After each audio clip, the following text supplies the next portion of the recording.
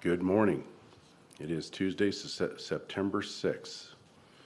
We're here in the Commissioners' Boardroom. We have a full slate of commissioners. We have the administrator and the clerk of the board. At this point in time, I'll call the meeting to order. If you'd please rise and join me in the Pledge of Allegiance.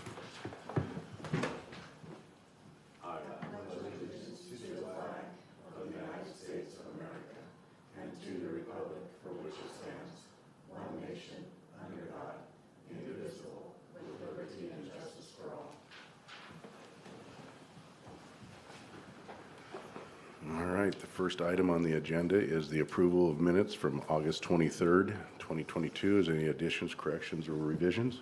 No. Okay. Move on to office business. I believe we have 2 vouchers. Move for approval of fund expenditures in a total amount of $104,741.30 as presented, and note that it has been reviewed and signed by 2 representatives of the auditor's office and the county administrator. Second. Been a motion and a second. All in favor say aye. Aye. Aye. Move for approval of salary clearing payroll and emergency management payroll in the total amount of $1,060,807.40 as presented, and note that it has been reviewed and signed by 2 representatives of the auditor's office. Second. There's been a motion and a second. All in favor say aye. Aye. Aye. Aye. Next on the agenda is the consent agenda, which there are 10 items on the consent agenda. Move for approval of consent agenda items 1 through 10. Second with discussion. There's been a motion and a second for the 10 items on the consent agenda with discussion. And Please go normally ahead. consent items aren't for discussion. I recognize that, but I asked for it because I wanted to just review these once again. The printed agenda sheet, I think, shows 10 consent items. Am I reading this right? Yeah. And I'm looking at my read-aheads online, and I'm seeing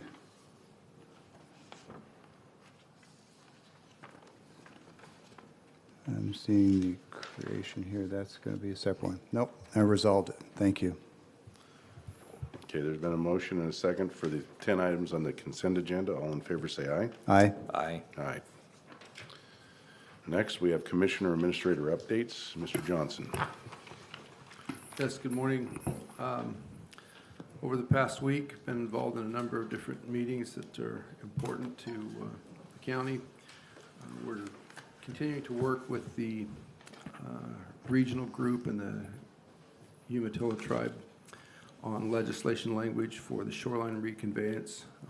We hope to be able to have that legislation ready and heard in the spring session of Congress, so we're working toward that date. I've also been involved in a number of discussions and analysis of HAPO Center contracts and management issues while we are in the process of recruiting for a new HR manager, or excuse me, a HAPO Center general manager, as well as recruiting in the county here for an HR manager.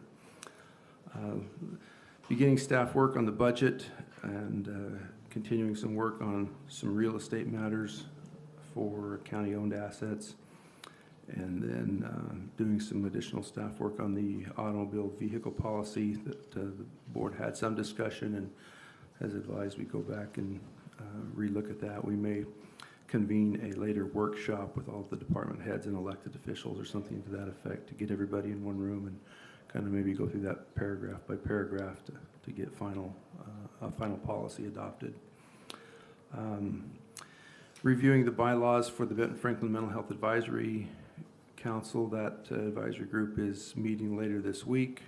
We'll hopefully give final approval to the bylaws and begin discussions on programs and services to be offered through the county's crisis and response center.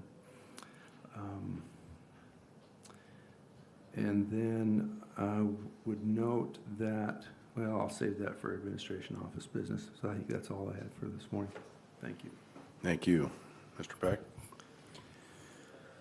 Had another legislative steering committee planning session. Legislative Steering Committee is that subcommittee under the Washington State Association of Counties that lobbies on behalf of the 39 counties with the upcoming legislature. We've been going through several dozen proposed agenda items for the counties to push with the legislature, and in some cases oppose. That list has been narrowed to probably about 3 dozen. An upcoming meeting here later this month, I think on the 22nd in Ellensburg, where the Legislative Steering Committee will refine that further down to a handful that we'll pursue with the legislature in January and February. Went to the 1152, better known as the Expanded Board of Health Law in Spokane. There's a 2-day conference last week. They managed to cram a tremendous amount of information in the 2 days. We had representatives from the tribal state level organization that is identified in the statute as the body that identifies the tribal representatives to the boards of health throughout the state. I learned that they've yet to identify or appoint anyone to any of those boards of health. And there was a lengthy discussion about the sovereignty issues involved in the legislative discussions that need to take place. So I think boards of health will continue to move forward with expanding their boards and adding the non-elected members. But I think the tribal question is going to be outstanding for some time to come. I've got notes from that meeting if anybody'd like to review those. Washington Aeronautics and Aviation Committee put together by Commerce to advise the legislature in January. Met with them this week. The focus has been on, at least for the subcommittee this week, the focus was on unpiloted. It was originally unmanned, and we've been told to change it to unpiloted aerial vehicles. And of note, been working with the FAA to get approval for a test route between Moses Lake and Ephrata, which is only about a 10, 12 mile flight, but it meets the beyond visual range criteria. The idea being that it's early testing for the potential for using unpiloted drones to move people in urban areas like Puget Sound at some distant date in the future. Interesting that the testing for that may in fact be happening right here on our doorstep. Council of Governments, Benton Franklin Council of Governments Executive Board, we met on late last week, went through a compensation study. The highlights for that are that none of the member organizations, including Franklin County, will see any increase in dues this year, but most of our employees in the Council of Governments will get meaningful raises that'll bring them on par with similar organizations throughout the state. And I think that's it. Thanks. Commissioner Mullen? Had a meeting with Greater Columbia Behavioral Health, and the state is wanting to send out 2 representatives in the mobile crisis unit. But unfortunately, no matter how much money that they send or put forward to that effort, everyone is still having a hard time trying to hire qualified people for those positions. Saw a jobs report this morning that said that for every person that's looking for a job, that there are 2 jobs out there. So it's not just our community, it's across the entire nation of the work shortage. Also just want to announce that this Thursday is the groundbreaking, ceremonial groundbreaking for Dairy Gold. It's being put on by Dairy Gold and Northwest Dairy Association and the Port of Pasco. It will signify the construction of Dairy Gold's new production facility, and I just want to say a big thank you to the Port of Pasco and all those involved in this project, as it will be a great addition to our community. I just want to recognize them and say thank you, and that is my report for this week. Thank you. Mine was a pretty light week. Just the workforce executive meeting for the workforce development had a family health emergency that took me away from that, and that was the only thing that I had on my schedule. So with that, we'll move to the public comment. Is there anybody for public comment? Mr. Chairman, while we're waiting for that, just a real quick note on the Dairy Gold. Sometimes there's some confusion when you have a three-member board of whether or not multiple commissioners can attend, and the answer is absolutely you can. You just can't discuss county business while you're there. So I suspect there may be more than one of us there, and I wanted to put that out. Thanks. Okay. Commissioners, I came from a government group, the city of Pasco, and worked for a city manager. I won't mention his name, but he always said, you need to learn how to do more with less. And some things you can do that way, and some things you can't. But I have a proposal for you, or a suggestion. I think you ought to consider hiring a deputy administrator who has major oversight over our human resources department and pay them enough that they want to stay and help guide us through the let's figure out how to do more with less time periods that we're in right now. I've seen it done before in other government agencies. It can work, and it's also a segue for you to replace the human resource manager down the road if it all works out and you get it all lined out. So I'd ask that you consider that. We do know that our county administrator needs a little help in some areas for sure, and we definitely need to get our human resource department stood up.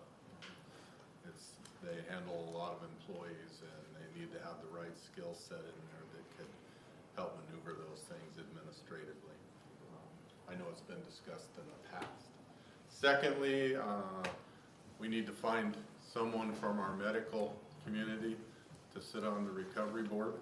With the resignation of the CEO of Our Lady of Lourdes, we're void of that. It's up to us to try to figure out who we're gonna vote and put in there, and we need to start probably working on that Ricky Tick. Okay, thank you. Thank you.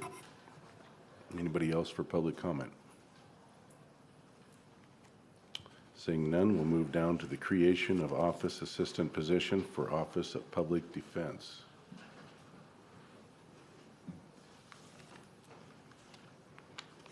If you've all had a chance to look at the right ASR on this, I'm not going to repeat any of it. If you have any questions, I'll answer them. Try to make it as self-explanatory as possible. Questions, commissioners?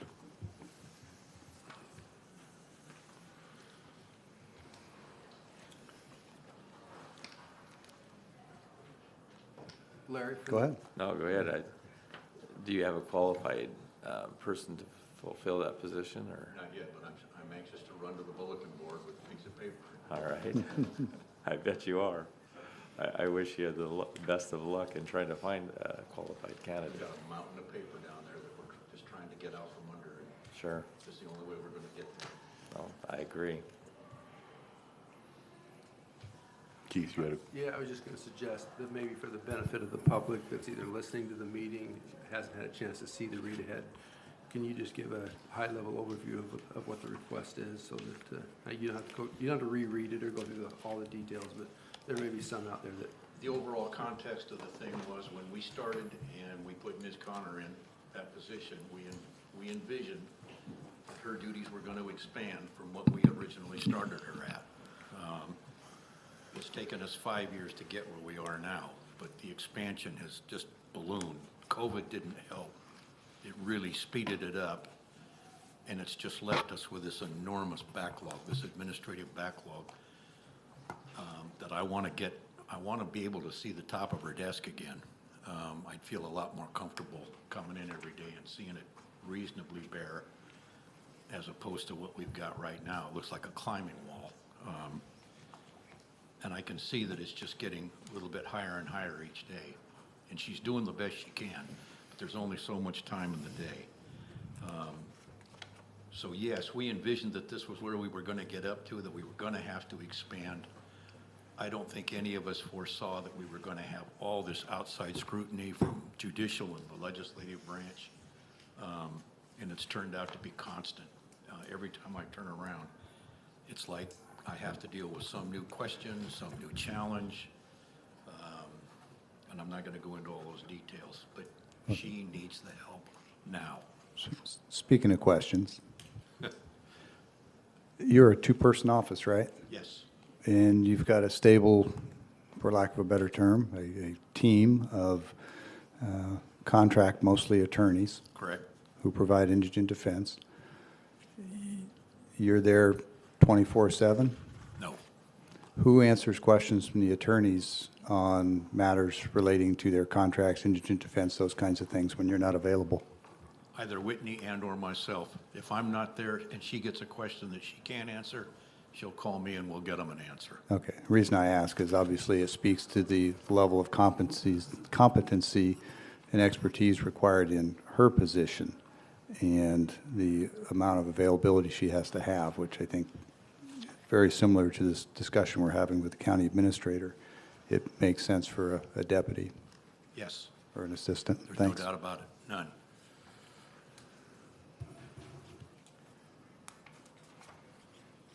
Right now, I reserve to myself pretty much any kind of questions that come up that I think are going to adversely affect or impact the county legally, then I want to know about it, and I would prefer to give that answer myself. And Whitney and I have just gradually built up enough confidence now. I know that she will call me. Anytime she senses a red flag like that, she'll call me, and she'll either say, you need to deal with this, or tell me what you want me to tell them right now. Right. Well, the level of expertise and seniority necessary to make those kinds of judgment calls is really what I was speaking to. I didn't mean to give the impression that she was somehow speaking legally for the county. No. But clearly she's not. But knowing what needs your direct involvement and what doesn't is fairly senior responsibility. Thanks. All right, is there any further questions? No further questions, no.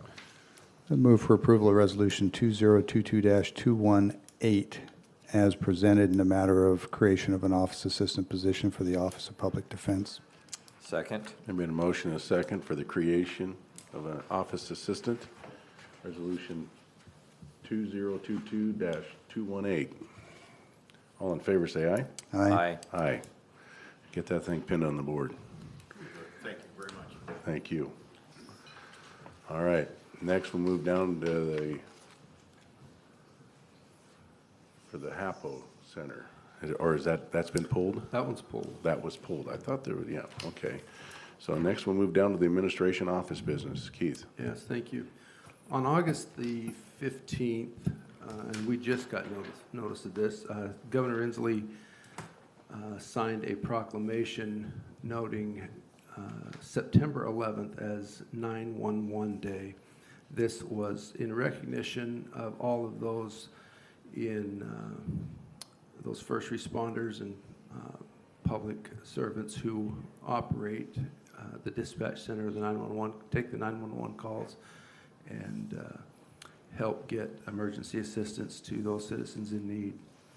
It's a proclamation recognizing how important 911 is to our community and the people that work in those positions, recognizing their effort. As I said, we just got notice of this. I bring it up today because next week will be the 13th, so we do not have an opportunity to meet between now and then. So it's more just a formal recognition of this proclamation signed by the governor of the state of Washington, recognizing September 11th as 911 Day. Thank you. I think that's all I had was. Do we need a consensus from the commissioners on that, or? You can choose to officially recognize it if you'd like to. It's a state of Washington proclamation. It's not essential. It has no force of law or policy. It's just a recognition of the efforts of those people in public service who help with response to emergencies. Mr. Chair, I would offer that irrespective of what we might individually think about the last couple of years in emergency management and declarations of this and that. This one really is about the men and women who are there 24/7 answering the call when somebody's breaking down your front door, and I think we ought to acknowledge them as well. So I'd recommend it by consensus that we just endorse the state proclamation. I agree, and I think that's a day that we've all vowed never to forget. We were attacked on our own soil, too. The threat that is always there. So I'm in consensus with this proclamation. As am I. Okay. You got the consensus of the board. Anything else, Keith? That's all I have this morning.